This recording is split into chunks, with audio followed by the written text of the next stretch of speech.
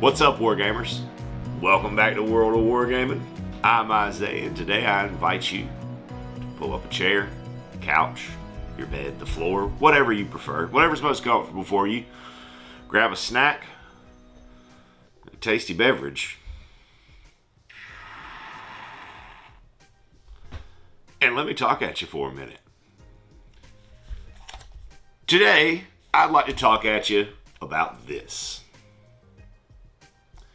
This is the Silver Bayonet Canada. This is the newest supplement, which is not new. It came out at the very beginning of this year, which is 2024.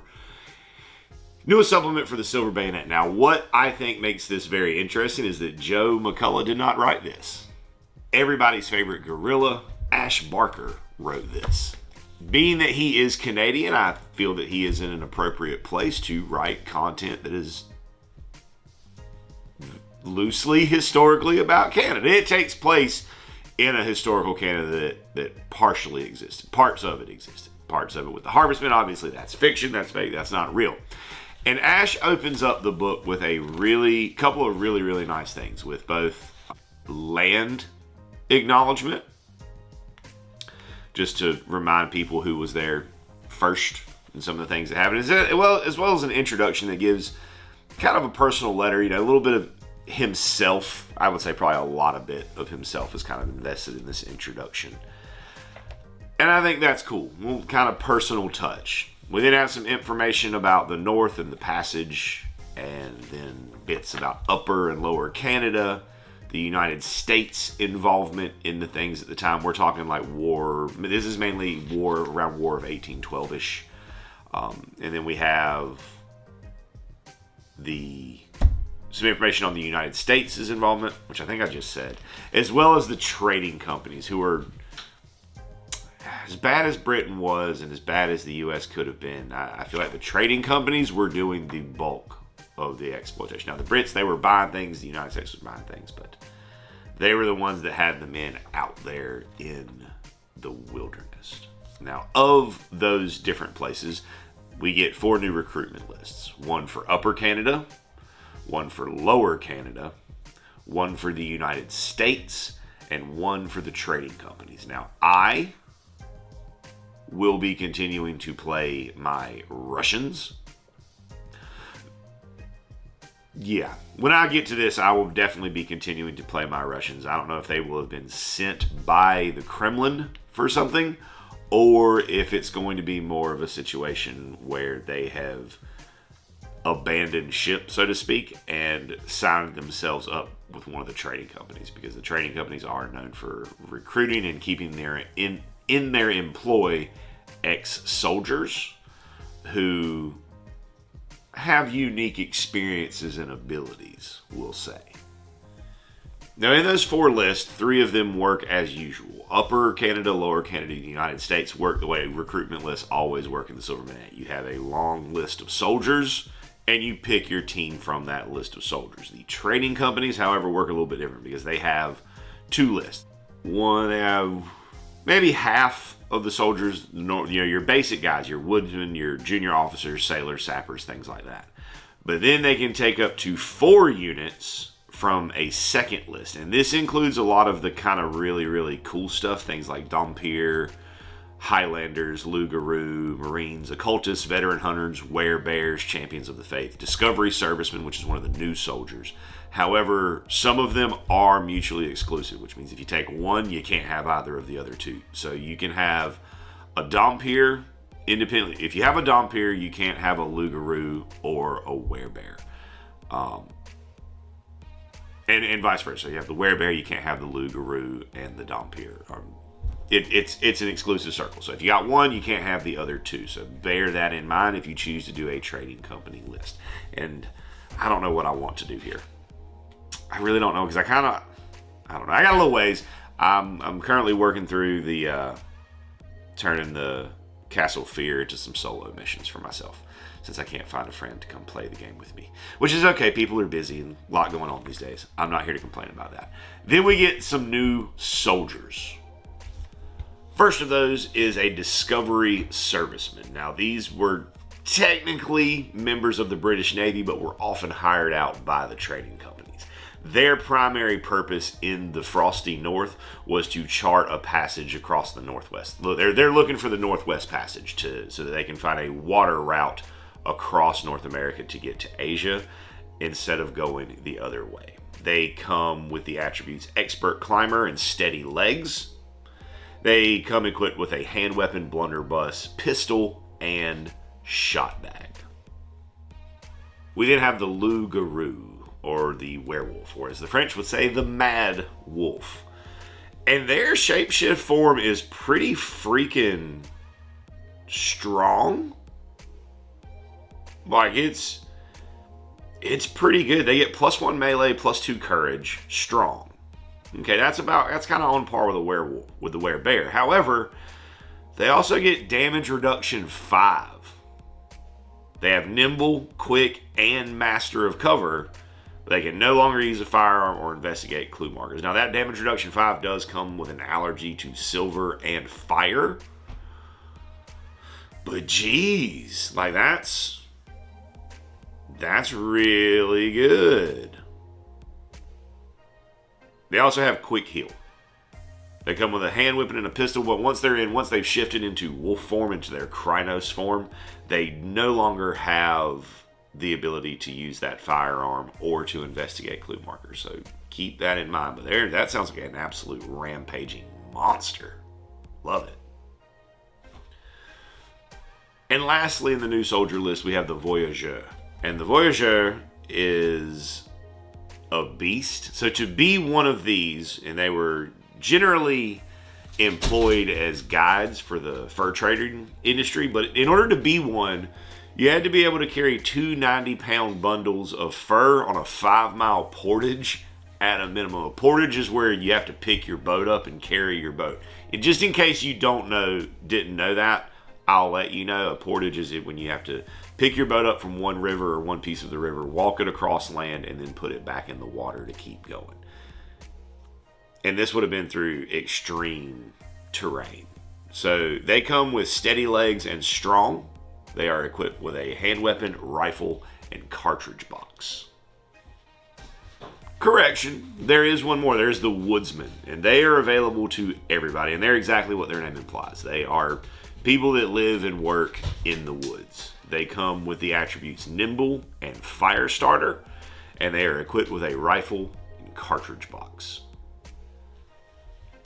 That brings us to Chapter 3, Adventures in the North. This is the section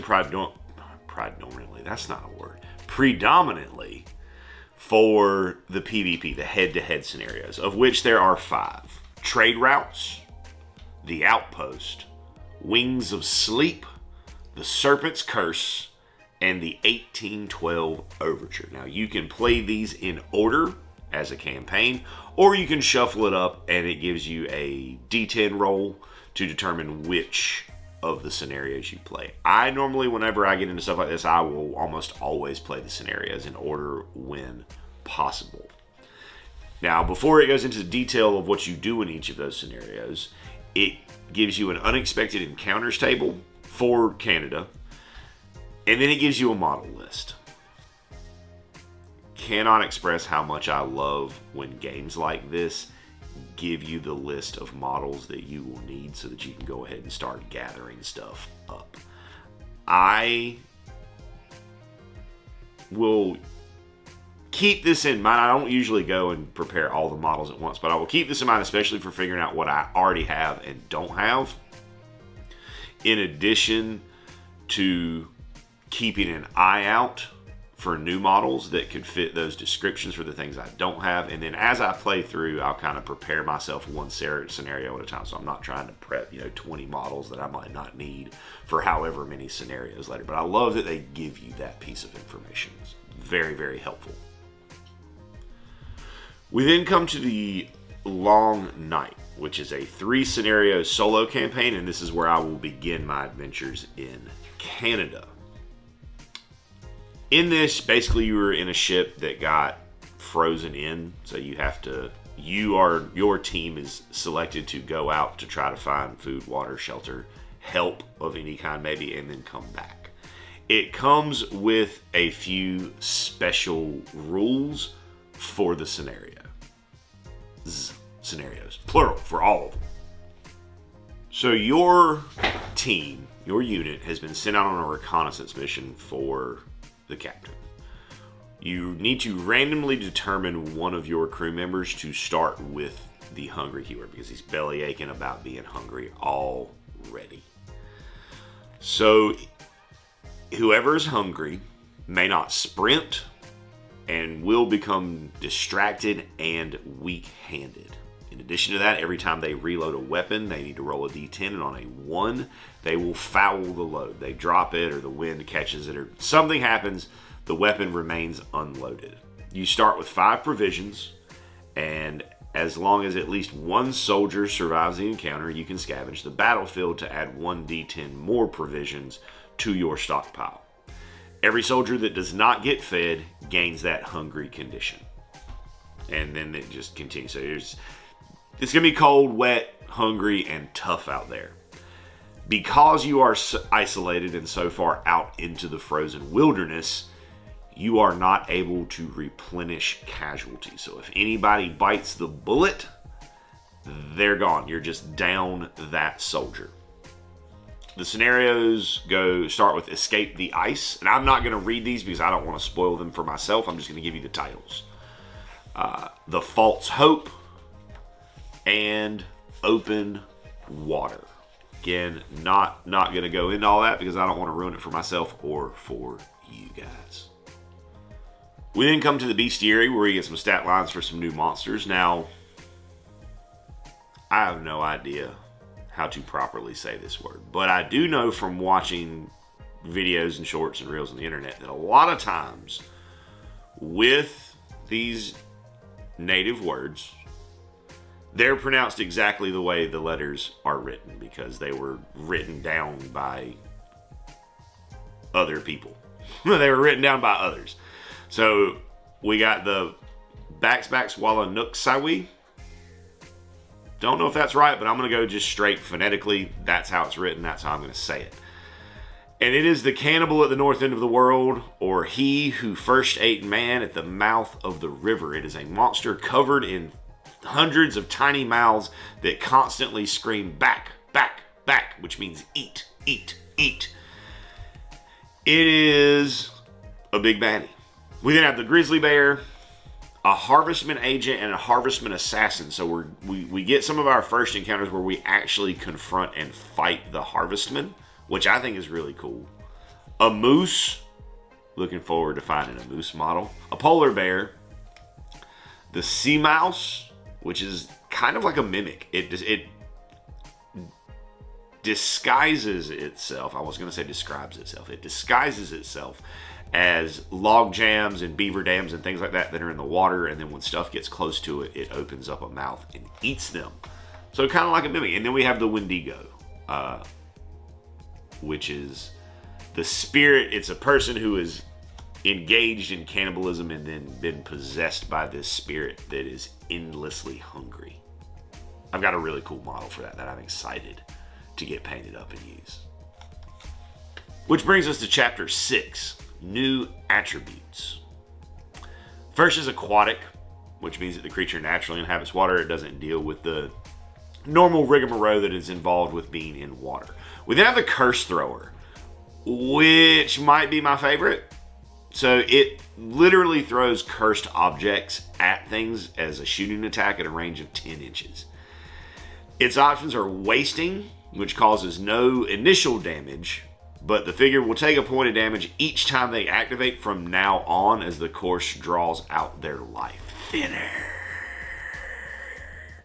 We then have the burning, which is a power die plus 1 damage, and you roll a d10 for each other figure within 3, and on a 7+, they take d5 damage.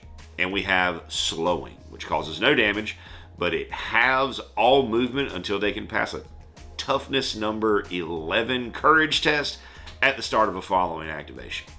Each time they throw a curse, randomize which effect they have chosen, if they have access to all of them. So you don't necessarily get to pick which one they're chucking, which is interesting. I do like random effects in games. We have Eyeless, which is exactly what it sounds like.